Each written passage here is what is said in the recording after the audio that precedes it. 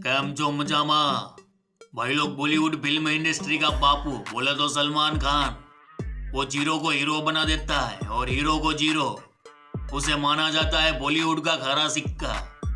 ना वो गैंगस्टर है ना ही पॉलिटिशियन, फिर भी उसके नाम के आगे लगता है भाईजान। लेकिन अक्के हिंदुस्तान के भाईजान कहे जाने वाले इस सलमान खान को खत्म करने जुर्म की गलियारों से एक गैंगस्टर निकला है।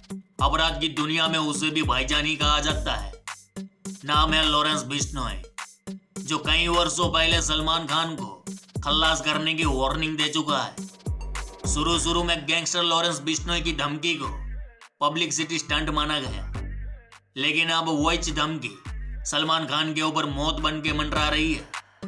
आज सलमान खान की सुरक्षा को लेकर अक्की मुंबई पुलिस में खलीबली मची हुई है, क्योंकि सलमान को उड़ाने के वास्ते गैंगस्टर लॉरेंस बिश्नोई ने 3 शूटर भी भेज दिए। सलमान को उसी के फार्म हाउस में मारने आए थे ये शूटर। बिडू गैंगस्टर लॉरेंस बिश्नोई के बेजी आदमखोर गैंगस्टरों ने खौफनाक तरीके से मशहूर पंजाबी सिंगर सिद्धू मूसेवाला को मौत के घाट उतारा। वही अंदाज में लॉरेंस एंड कंपनी मूसेवाला से पहले मूसेवाला की तरह बॉलीवुड के भाईजान सलमान खान को खत्म करने कई अरसे से कोशिश कर रही है। मामा मॉन्स्टरों के खोपड़े से रची गई इस साजिश की कहानी शुरू हो उससे पहले इस साजिश को अंजाम देने आए किरदारों का हुलिया देख लो। रे बाबा, ये वही 3 थोपड़े हैं जो सलमान को मारने उसी के पनवेल फार्म हाउस पर पहुंचे थे, जहां 1.5 महीना रुके सलमान की फुलटू फटाक रेकी की।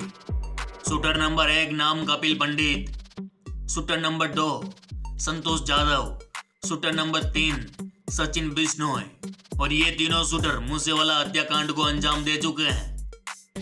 जानकारी और डेवलप करने की कोशिश करी तो उसी के तहत कुछ महीने पहले कपिल पंडित और इसके साथ संतोष जाधव था और सचिन बिश्नोई था, सचिन थापन भी बोलते हैं उसे।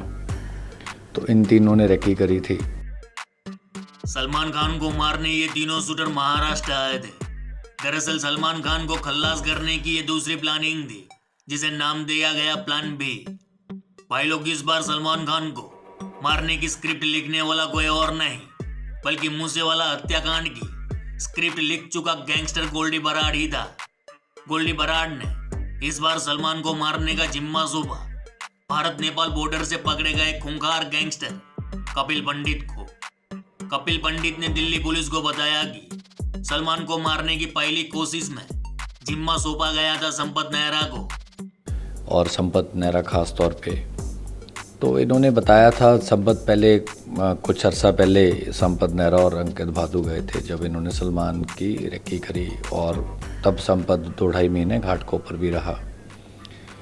तो जब इन्होंने देखा कि वो डिस्टेंट फायरिंग ही कर सकते हैं, तो पहले इसके पास पिस्टल था, तो फिर इन्होंने एक स्प्रिंगफील्ड राइफल भी प्रोक्योर कर ली थी, जो कि तब लॉरेंस ने प्रोक्योर करके दी थी। तकरीबन 4 लाख रुपए की आई थी।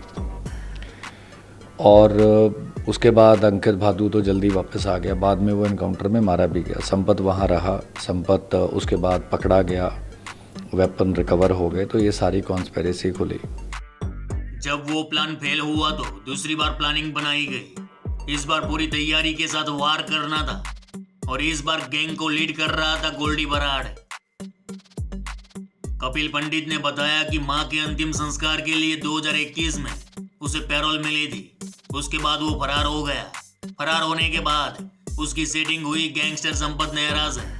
संपत ने गोल्डी बराड़ से संपर्क करवाया और इन दोनों के माध्यम से लॉरेंस बिश्नोई के संपर्क में आया।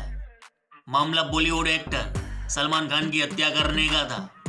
और फिर कपिल पंडित सचिन बिश्नोई जहां पहुंचे महाराष्ट्र, जहां उसके साथ जुड़ा गैंगस्टर संतोष जाधव। जब तीनों शूटर महाराष्ट्र में थे तब इनको पता चला कि पनवेल में सलमान खान का फार्म हाउस है और सलमान खान अक्सर यहाँ आता जाता रहता है। फिर क्या, सलमान को उसी के फार्म हाउस में मारने की तैयारी शुरू हो गई। तीनों शूटर ने मुंबई के वाजे इलाके में पनवेल स्थित एक फ्लैट में किराए का कमरा लिया और वहीं रुक गए। और फिर शुरू हुई रेकी। पहले तो इन शूटरों ने पनवेल फार्म हाउस के रास्ते की रेकी की, तब शूटरों को पता चला कि फार्म हाउस पहुंचने का रास्ता उबड़ खाबड़ है और जाहिर सी बात है कि उबड़ खाबड़ रास्तों में कार धीरे से चलेगी। इसी बीच शूटरों को पता चला कि हिट एंड रन केस के बाद सलमान खान गाड़ी की स्पीड कम रखते हैं। शूटरों ने इस बात को नोट किया और समझ गए कि जब सलमान खान फार्म हाउस आते होंगे तब रास्ते में उसको मारना आसान होगा। पुलिस ने बताया कि तीनों शूटर पनवेल में करीब 1.5 महीना रुके थे। इसी बीच शूटरों ने सारी जानकारी जुटा ली थी। शूटरों ने सलमान के फार्म हाउस स्थित बॉडीगार्ड से भी दोस्ती कर ली थी। तीनों शूटर सलमान के फैन बनकर रोजाना फार्म हाउस के गेट पर जाते और बॉडीगार्ड से बातें करते। इन शूटरों ने मिलने के बहाने यह भी जान लिया कि सलमान जब फार्म हाउस पर रहता है तो उसके साथ कितने बॉडीगार्ड होते हैं, उनके पास कौन से हथियार है। यह सारी बातें शूटर नोट कर रहे थे। शूटरों ने यह भी जाना कि सलमान कौन सी गाड़ी में आते हैं, गाड़ी में कौन कौन होता है, गाड़ी में कितने बॉडीगार्ड रहते हैं। भाई लोग, सलमान खान को मारने की बिश्नोई गैंग की पहली कोशिश तो फेल हो चुकी थी, लेकिन इस बार बिश्नोई गैंग कोई गलती करना नहीं चाहती थी। यही वजह है कि एक एक चीज की टाइमिंग से लेकर बॉडीगार्ड तक की रैंकिंग की गई। इन्होंने वहाँ पे एक तो उसका फार्म हाउस का सारा बाहर से जायज़ा ले लिया था। जो सड़क का एक्सेस है वो इन्होंने सारा देख लिया था।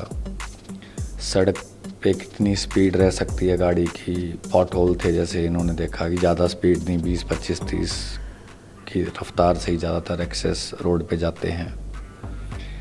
और उनकी गाड़ी में जैसे इन्हों पता था कि एक PSO या एक उनका जो क्लोज कॉन्फिडेंट सलमान का वो रहता है या ड्राइवर होता है। और इसके अलावा इन्होंने और भी थोड़ा वहाँ पे लोकल कुछ लोगों से बात करके थोड़ा और जानने की कोशिश करी थी, लेकिन एक जो बेसिक ग्राउंड वर्क होता है जानने का, एक्सेस का, एक गाड़ी इन्होंने प्रोक्योर कर ली थी। इनके पास एक कार थी और इनके पास बाइक था और इनको लगता था कि छोटे वेपन से ही वारदात को अंजाम दे सकते हैं इनके। इसी बीच 2 बार सलमान खान फार्म हाउस भी आए। अब तीसरी बार आने का इंतजार था क्योंकि अब पूरी प्लानिंग तैयार हो चुकी थी। शूटर हमला करने को तैयार था, लेकिन इसी बीच दिल्ली पुलिस को बिश्नोई गैंग के प्लान B की भनक लग गई और प्लान कैंसिल कर तीनों शूटर मुंबई से रफू चक्कर हो गए। दिल्ली पुलिस की माने तो सलमान पर हमले की प्लानिंग मूसेवाला मर्डर से पहले की गई थी। भाई लोग, कुछ दिन पहले सलमान खान को धमकी भरा खत मिला था। उससे पहले गैंगस्टर लॉरेंस बिश्नोई खुल्लम खुल्ला सलमान को उड़ाने की वार्निंग दे चुका है। सूत्रों की माने तो गैंगस्टर लॉरेंस बिश्नोई की हिट लिस्ट पर है सलमान खान, और आज इन सारी बातों को ध्यान में रखते हुए सलमान खान की सुरक्षा तगड़ी कर दी गई है। इधर सलमान खान की सुपारी लेने वाले तीनों शूटर की गिरफ्तारी हो चुकी है, लेकिन गोल्डी बराड़ अभी भी कनाडा में बैठा है, पुलिस की पकड़ से दूर है। इसलिए यह कहना भी गलत नहीं होगा कि जब तक गोल्डी बराड़ पकड़ा नहीं जाता सलमान पर खतरा मंडराता रहेगा। तो फिर चलो इस गुज्जू भाई का राम राम, मिलते हैं फिर।